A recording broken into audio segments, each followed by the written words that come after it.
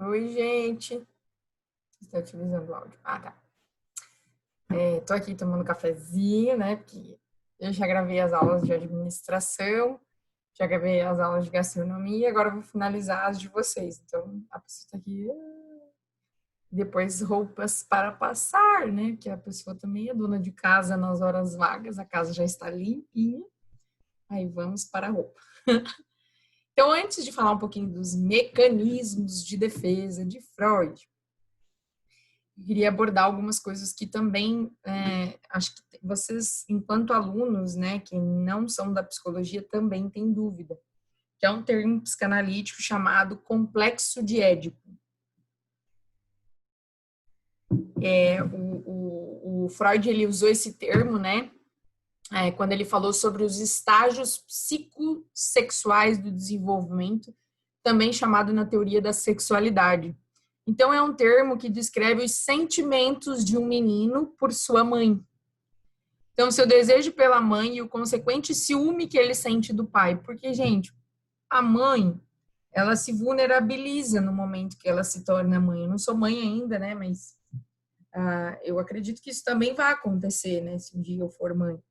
Porque para o filho, principalmente o homem, a mãe é tudo, porque é ela que dá o mamar, ela que troca, ela que cuida, ela que põe dormir, ela que põe juntinho ali o tempo todo cuidando. Então, é tudo.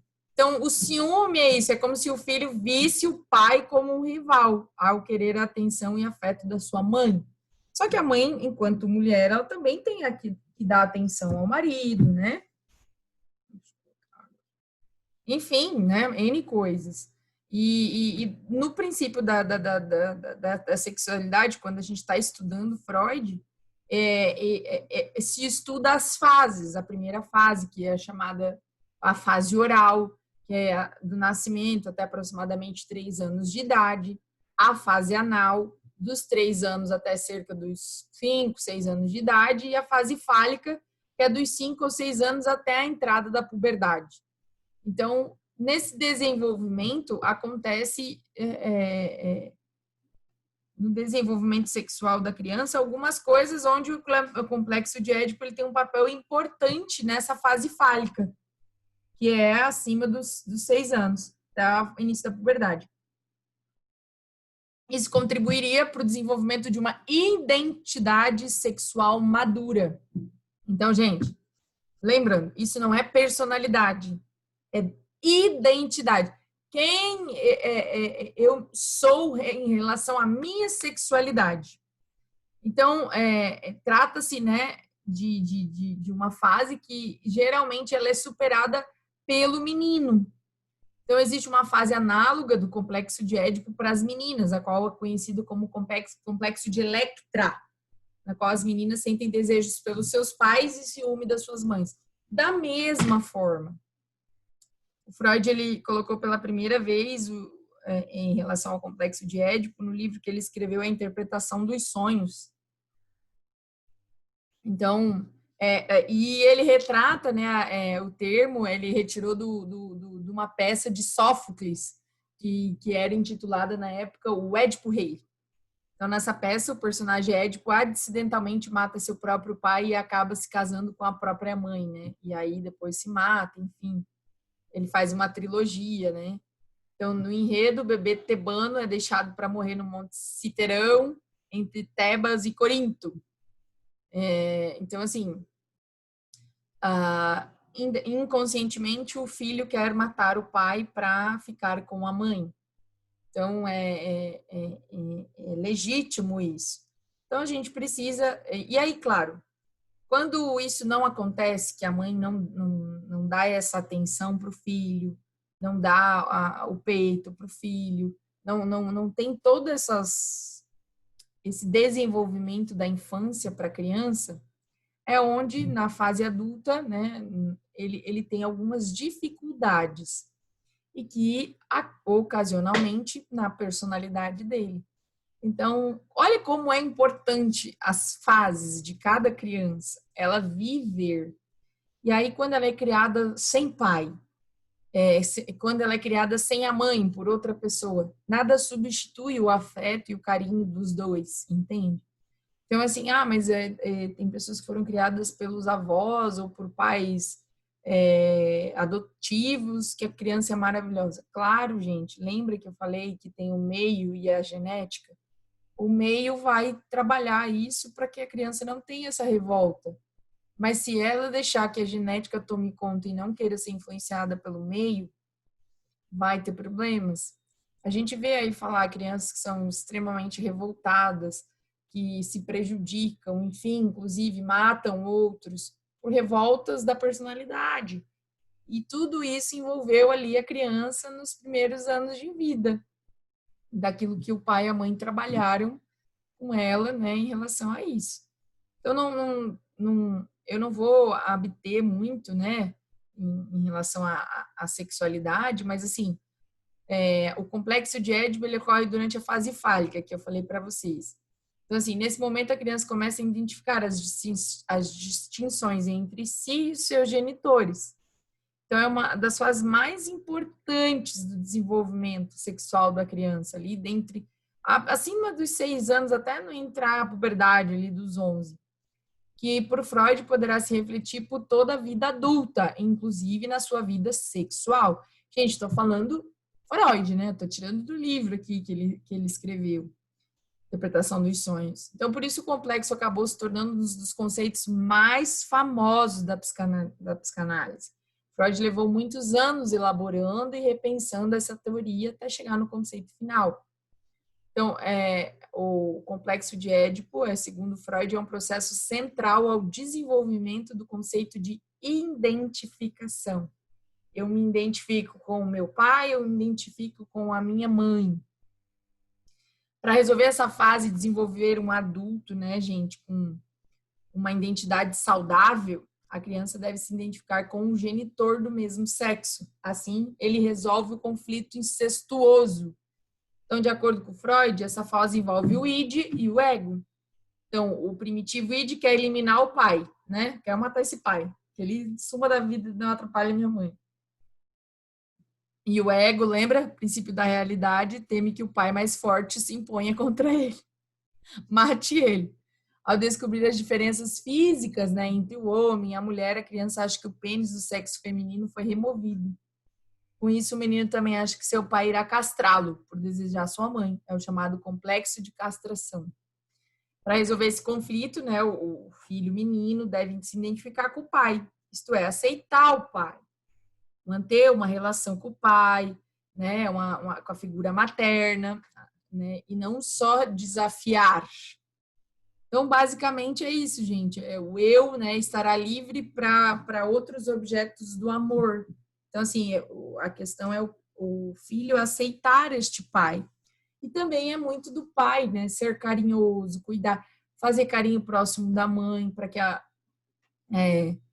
eu não atendo crianças, né, gente, mas muitas situações, quando a criança vê, por exemplo, um ato sexual, ela assiste, né, o ato sexual, presencia dos pais. Para uma criança, o pai está machucando a mãe, principalmente se ela ouvir a mãe, enfim, gemendo, né, que na cabeça da criança isso não é gemer, isso tá machucando, porque quando eu choro é parecido. Então, tome muito cuidado, quem é pai, quem é mãe, porque no desenvolvimento da criança, você, sem querer, pode prejudicá-la justamente por um ato falho seu, né? Na psicologia, a gente chama muito ato falho, né? Que são atos que... E aí eu vou falar um pouquinho, já vou falar sobre o ato falho, mas eu queria falar algumas coisas também, continuando do Freud, que eu acho que faz todo sentido, né? Então, para que serve? Para que a gente estuda, né, a psicanálise? Principalmente, por que a gente estuda Freud dentro da psicologia, né? Ela vai desfrutar, né, esse assunto através do social e a gente olhando para as pessoas de uma forma de como que elas se relacionam. E a psicanálise ela vai ajudando a gente ver o que é inconsciente, o que eu consigo trazer à tona e como que é o desejável, como seria, como eu queria ficar. Porque o interessante é que depois da terapia, quem fez vai falar isso, né? Você sonha em ser alguém. Então, eu não queria mais ter complexos com meu pai, por exemplo. E aí você vai trabalhando através da psicanálise e essa relação social, que daqui a pouco isso cai por terra e você não tem mais problema com seus pais. Então, isso vai representando quem você é. E essas lembranças vão deixando de existir. Essas angústias, esses medos, esses sonhos. Tem vezes que tem pessoas que sonham muito, muito, muito, muito com aquele problema. Então, quando você começa a trabalhar através da psicanálise, você vai organizando esses sonhos, vai trazendo o que é real à tona, o que é inconsciente, né, para que ele não exista mais, e vai quebrando essas barreiras, né, para que venha à luz a sua consciência, né, do que você precisa retirar do seu domínio, que isso não te pertence a mais. E essa linguagem, gente, ela é inacessível à razão se eu não colocar, se eu não for para o meu inconsciente buscar. E por mais complexo que pode parecer isso que eu estou falando para vocês, é um trabalho de longo prazo. Por isso que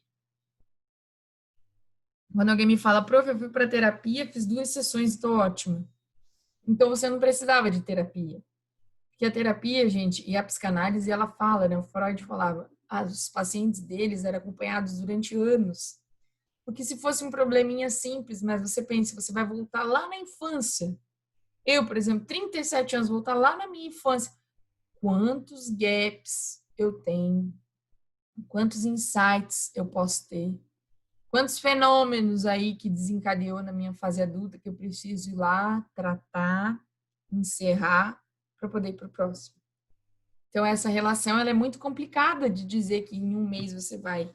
Não, tem pessoas que, e aí a gente chama de psicoterapia breve, que em 90 dias a pessoa consegue curar. Mas daí são trabalhos não tão. São situações onde a pessoa, por exemplo, ela está com uma ansiedade horrível do vestibular. Então, você vai lá em 90 dias e consegue conter esse nível de ansiedade para poder fazer o vestibular. Estou dando exemplo, né? Mas, na verdade, gente, é em relação ao vestibular. Porque se for sobre as suas histórias, sobre as suas dores, vai demorar muito mais para que você consiga caminhar com suas próprias pernas. Então, o Freud, ele também, gente, fala sobre o conflito de libido, né? E não é a libido, como alguns falam, assim, libido, que tem a ver com as energias de natureza sexual, né? O Freud, ele trouxe uma concepção de infância, né? Que ele dizia, né? Que o bebê, ao sugar o seio da mãe, por exemplo, ele ativa uma energia que é da mesma natureza do indivíduo adulto quando ele tem uma relação sexual genital. E ele deu esse nome de libido, dessa energia, considerando a energia que move o ser humano na direção do prazer, seja ele criança ou adulto. Então, quando a gente fala da palavra libido, é o desejo, o prazer, e a criança, desde a época do ID, que ela, né, suga o seio da mãe, ela já está, aquilo é puro libido, é puro desejo de prazer. Então, mas eu não posso dar o seio? Claro que pode e deve, porque é ali, naqueles primeiros meses de vida, que a criança vai despertando o desejo sexual. Porque, gente, quando a pessoa não tem libido, é muito complicado, porque vocês entendem que isso tem a ver com a sexualidade? E quando a pessoa diz, para mim, não tenho prazer, não gosto. Existe um problema aí, de fato, e que a gente precisa trabalhar? Porque não existe quem não busque o prazer em algum momento da vida? Então, não importa a sua religião, não importa se, eu primeiro eu tenho que casar para ter relação sexual, mas você pode casar para ter relação sexual e não querer ter relação sexual. Isso tem a ver lá diretamente com a sua infância, com a falta de libido, e é o id, aquele impulso que você não teve ou que teve, mas de alguma forma aconteceu alguma coisa. Então, vocês imaginem para esse psicanalista voltar lá quando você toma, né, tomava o leite materno. Então, é muito complicado, né? Essa energia, essa natureza tem que voltar lá para entender, para que você consiga buscar satisfação a partir de agora. Parece simples, né, gente? Mas não é fácil você buscar. Dependendo do modo que essa vivência ocorre, gente, constitui certos traços de personalidade, especialmente aqueles que dizem respeito à imagem que o indivíduo tem de si. Então, olhe que impactante, impactante, impactante. E aí, não só o sugar o seio, né, gente?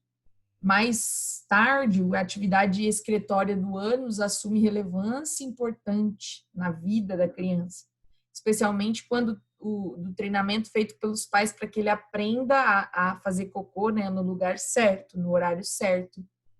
O libido, então, desloca-se para essa região, dando margem à fase de desenvolvimento anal. Então, essas fases de desenvolvimento, elas associam as noções de disciplina, gerando maior ou menos senso de organização do indivíduo. Então, às vezes, você é um indivíduo que nada tem hora, tudo é permitido, nada é proibido, qualquer coisa chega e joga, e aí você fala assim, não, essa pessoa é desorganizada. Às vezes, gente, a falha dela foi lá na fase anal do desenvolvimento da criança, que nada tinha lugar certo, horário certo para as coisas. E aí a criança, ela cresce meio deslocada, assim, para ela tudo é permitido, sem esse senso. E aí, no final, a gente diz que é desorganizado, né? Mas será que essa desorganização não veio lá como diz o Freud, do desenvolvimento da criança? Então, cada pessoa ela é única, gente. Cada uma teve uma vivência diferente. Então, eu não posso demarcar genericamente e dizer que todos passam pelas 5 fases. Isso não tenha dúvida. Né? Passam pelo período de latência, passam pela fase anal, passam pela fase fálica. Mas a questão é, no final das contas, cada indivíduo teve a forma como vivenciou com a família, como foi tratado, como as zonas do corpo foram tratadas, né? E aí é onde desenvolve tantos problemas na fase adulta, né? Porque esse indivíduo, ele fantasiou coisas que ele, na época, eram inconscientes, mas ele fantasiou, ele aprendeu assim, ele aprendeu assado. Então, assim, através da amamentação da mãe, né, tantas vivências, tantos traços de personalidade que estão envolvidos aí, e que pela gente não saber, e claro, né, a mãe às vezes não é nem pela intenção, ela faz isso sem intenção, mas faz e de alguma forma isso representa na fase adulta e tem problemas aí na fase adulta, gera problemas na fase adulta. Só um pouquinho. Então, vamos tratar um pouquinho dos mecanismos de defesa, até para que você possa, às vezes, no seu dia a dia, na faculdade, no trabalho, em casa até mesmo, se proteger e utilizando os seus mecanismos de defesa. Então, a gente tem, gente, um anti-superpoder que às vezes causa mais dano do que ajuda na gente mesmo. Então, quando a gente descobre quais são os nossos mecanismos de defesa, ele não é um exercício sádico, mas é identificar qual que é e poder superar, né? Então, como controlar, por exemplo, a ansiedade no trabalho? Existem alguns, com certeza, mecanismos de defesa que você pode trabalhar. Eles foram observados pelo Freud, né, pela primeira vez. No entanto, eles também foram mais desenvolvidos também pela sua filha, Ana O, que também deu continuidade, e por isso existem mais de 15 mecanismos de defesa, mas eu vou falar os principais. Né? Eles estão associados, são acionados de modo bastante intenso, gente, durante situações em que a gente se sente ameaçado. E por isso é a palavra mecanismo de defesa. Como é que eu me defendo em relação a uma situação que eu não estava preparado para encarar? Isso não necessariamente quer dizer uma ameaça física, Mas isso aí, gente, pode ser uma estratégia psicológica, né? Em ambientes de alto estresse, onde a gente duvida da nossa habilidade, que a gente acha que a gente não é capaz. E aí a gente põe milhões de limitações. E aí nós entramos num modo defensivo para a gente preservar o nosso ego. Porque eu não quero sofrer. Lembra do ego? O princípio da racionalidade? Vamos olhar e vamos, será que isso está acontecendo comigo? Não, vou me defender. Então, eu preciso entender quais são meus mecanismos. Eles estão associados, isso já falei, todas as áreas da nossa vida. Então, a questão é, os mecanismos de defesa, eles são normais e todos nós usamos, alguns em maior grau, outros em menos grau. É que quando esses comportamentos, eles são utilizados, gente, de modo extremo, é que as coisas elas vão dando uma guinada para pior, porque daí a gente vai tendo tendências obsessivas, neuróticas, e a gente vai ter uma aula aqui que eu vou falar para você. E aí, eu sou obsessivo compulsivo, o que eu faço? Eu sou neurótico, eu sou psicótico. Eu não quero mais que os meus alunos falem para você é neurótico. Você sabe o que é uma neurose? Para você dizer para a pessoa que ela é neurótica, a gente não pode entrar no senso comum e sim usar a informação real. Eu sou neurótica? Eu sou. Mas por quê? Existe e eu vou falar alguns importantes, né? Um dos mecanismos de defesa que a gente fala muito é o da evasão. Vou dar um exemplo. Vou ficar o mais longe possível dessa coisa aqui. Odeio. Então, a procrastinação é a forma mais comum de evasão, seja no trabalho ou na vida. Sabe aquela coisa? Putz, eu tenho que entregar o exercício da professora, mas eu vou primeiro tomar um sorvete, depois eu vou lá na casa do fulano, depois eu vou responder um e-mail, depois eu faço. E aí você procrastina tudo. Você se mantém longe de um cenário potencialmente negativo. Não quero fazer, vai dar trabalho. E aí a resistência, gente, ela se estende para tudo. Você se torna resistente de fazer as coisas pro lado pessoal, pro lado profissional, pro lado familiar, pro lado espiritual, enfim. Por exemplo, talvez você esteja planejando, né, seu café da tarde de um jeito que não tenha que trombar com aquela pessoa que você discutiu no intervalo, sei lá, outro dia de trabalho. As coisas não vão embora só porque você as ignora, entende, gente? Você, de alguma forma, precisa lidar com a tarefa, com o tempo, com o conflito, com o colega, enfim. Porque essa relação com esse mecanismo de defesa vai te prejudicar ao longo da vida, porque essas coisas elas vão piorando. E quanto mais tempo você vai evitando de fazer, porque depois acumula, às vezes você de uma coisa que você tinha para fazer, de uma coisa que você tinha para falar para a pessoa, quando você realmente consegue tomar consciência e ir lá fazer, o prazo, gente, já está perto, já está estourado, já está uma tensão insuportável. Às vezes você tem esse mecanismo da evasão com o seu chefe, e aí chega um momento que você não tem mais o que fazer. Sabe o que acontece? Ele te demite. Porque essa tensão aflora tanto, gente. Então, é uma tortura, às vezes, o que acontece com você. Então, a gente enxerga as coisas de forma distorcida, porque às vezes não é real isso que está acontecendo. Não é... deixa eu baixar aqui agora que eu tô vendo que tá. Não é real a situação, mas ela acontece. Então, esse mecanismo a gente tem que observar se você não está usando este mecanismo no seu dia a dia sem perceber. Outro que eu acho muito legal e que a gente usa muito é o princípio da negação. E isso não vai acontecer de maneira alguma. Imagine que você lá, seu colega, estão trabalhando num projeto tal, e o prazo está aproximando, você tem bastante coisa para fazer, enfim. Se perguntando se isso vai ou não vai conseguir, se você vai conseguir ou não vai. E aí, tudo tranquilo, sem preocupações, e aí você diz, isso não vai acontecer. Mas, na realidade, é um mecanismo de defesa. O que é? A negação é mais do que apenas evitar um pensamento ou uma circunstância ameaçadora. Envolve negar veementemente o fato que ele ainda não... que ele ainda exista. De jeito nenhum a sua equipe vai perder o prazo, nem sequer é uma possibilidade. E quanto mais tempo você vai evitando, o prazo ele vai chegando e é a tortura. Então a gente vai conseguir, mas você delimitou os prazos, você dividiu as coisas, porque se ficar tudo para você, temos que ser realistas, gente. Talvez você não consiga terminar o negócio, entregar o resultado. Então, assim, o mecanismo de defesa da negação se baseia em negar a dor ou outros, né, enfim, desprazeres. É considerado um mecanismo menos eficaz. Podemos citar como exemplo o comportamento de uma criança, de mentir, negando ações que realizaram e que gerariam castigos.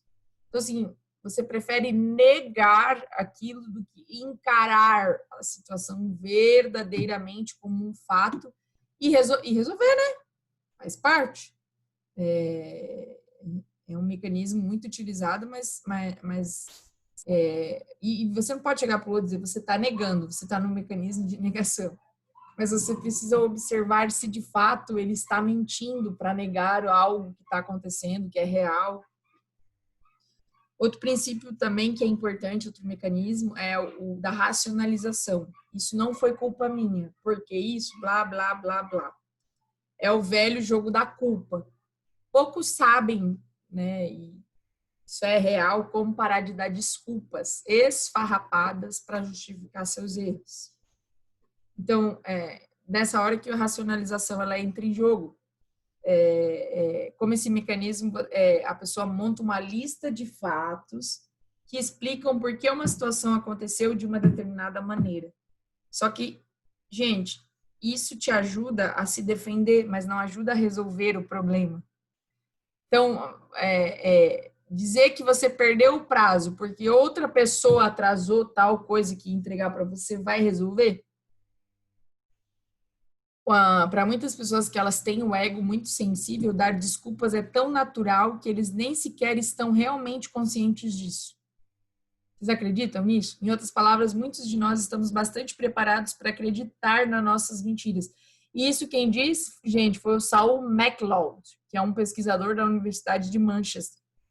Então, ele fez uma pesquisa com 42 participantes e a grande maioria, muitos de nós estamos bastante preparados para acreditar nas nossas mentiras. Vocês têm noção? E aí é loucura, né, a gente falar sobre isso. Mas como que pode uma situação dessa, a gente mentir e acreditar na própria mentira?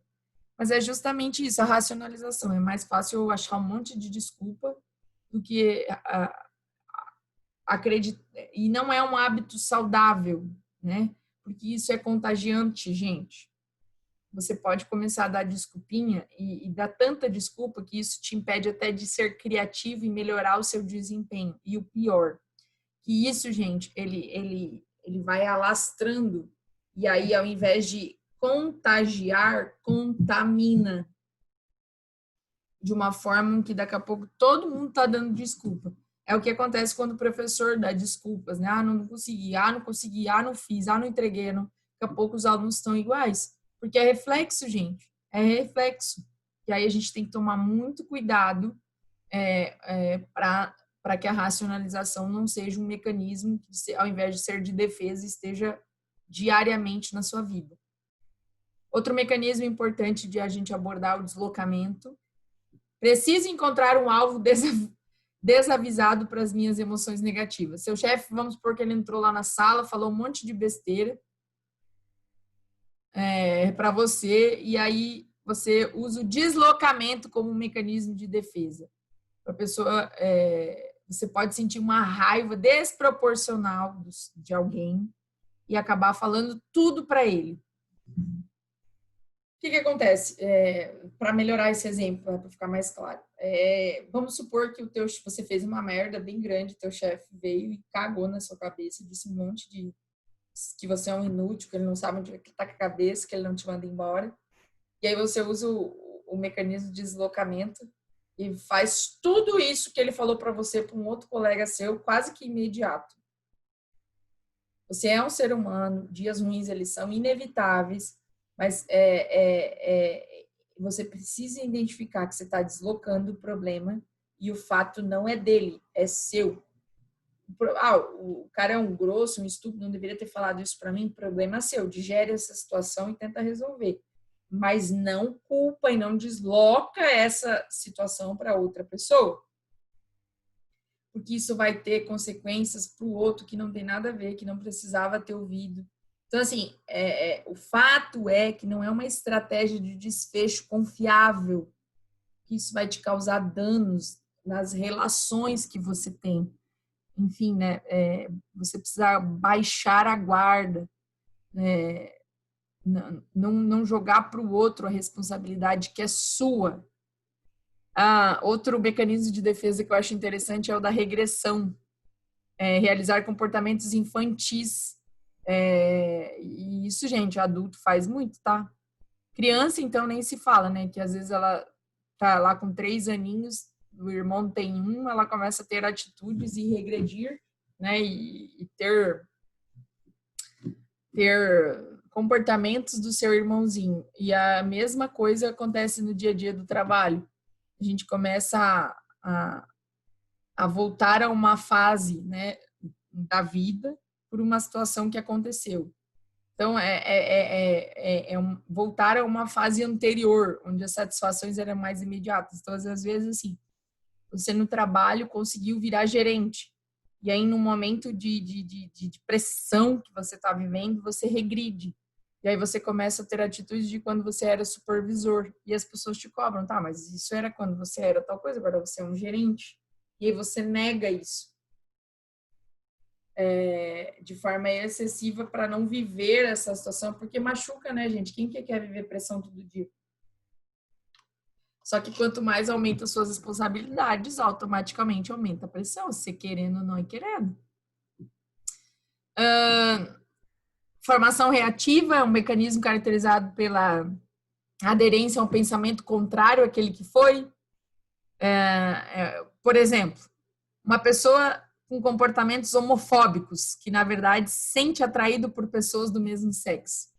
Então, a formação reativa, e isso tem muita gente, que para negar que ele é homossexual, ele atinge e grita e chuta e detona, e aí depois você vê a pessoa com o mesmo sexo.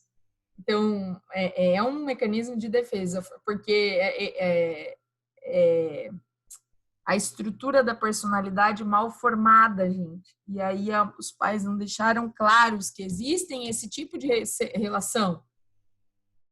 Que existe um homossexual, que existe, e aí a criança ela não tem estrutura de personalidade clara para isso.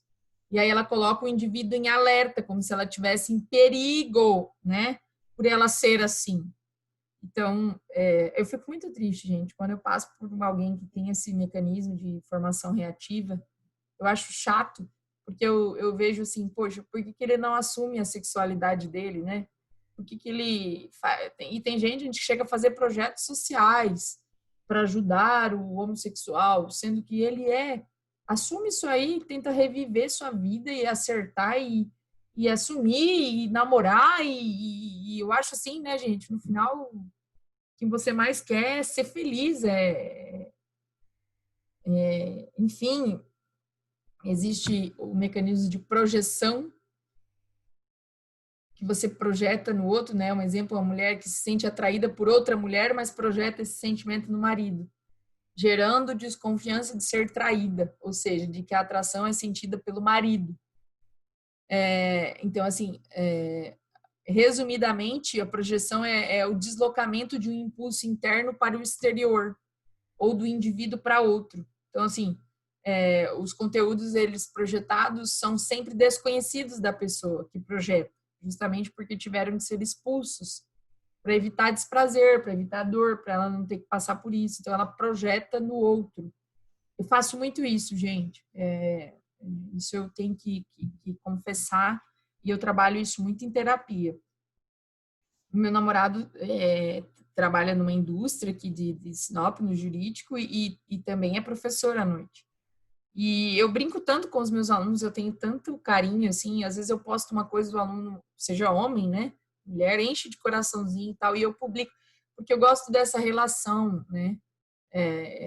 Para mim na linguagem, né, do livro lá do Gary Chapman, é uma linguagem de amor quando o aluno me coloca isso. Então eu publico, eu acho lindo, eu gosto de receber isso, mas quando meu namorado recebe isso de uma aluna que ele me mostra, eu fico louca. E aí eu projeto nele, não, você está me traindo, essas alunas, não sei o que lá, não sei o que lá.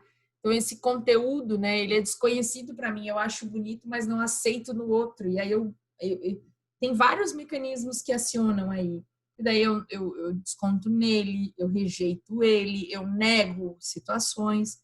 Então, é uma coisa que eu tenho que estar sempre trabalhando isso em terapia, tentando, sabe, deixar claro isso para mim, né, Vanessa? Desloca isso de volta para você, porque isso não te pertence, né? Ou às vezes eu nego isso, às vezes eu me questiono, mas pode ser coisas da minha cabeça. Não tem nada a ver. Isso é uma coisa, uma realidade. As alunos estão dando em cima dele. E aí, quando eu vou para terapia, a minha terapeuta fala, mas aí para você pode, seus alunos podem, mas os alunos do seu namorado não podem. Não pode. E aí eu fico lá uma hora debatendo com ela até que eu vejo, eu tô negando isso eu preciso trabalhar, eu preciso aceitar, eu preciso que ele também pode. Então assim, gente, parece simples, né, falando, mas a gente passa por todos esses mecanismos, muito mais do que a gente imagina, uma intensidade muito maior do que eu falando aqui, né? Claro, eu falei pinceladamente, mas porque eu não vou ficar 3 horas aqui discutindo, mas eu espero que vocês tenham começado a entender o que o Freud trouxe de contribuições para a psicologia, para a psicanálise, para a terapia em si. Enfim, e se vocês tiverem dúvidas, não deixem de me perguntar, né? De novo, meu telefone 996549822, adiciona lá a professora Vanessa. E, prof, não entendi esse negócio aí, explica aí. Se eu tiver material, eu mando. Enfim, estamos aqui para ajudar. Sei que tem uns conteúdos que vocês vão achar chato, mas a gente tem que passar, né? Para dar uma pincelada. Ah, já sei agora o que ela quer dizer com isso. E bora pro outro que tem bastante conteúdo. Beijo. Agora sim eu posso dizer para mim mesma, bom sábado, Vanessa, que eu terminei tudo. Gente, fiquem com Deus. Até mais.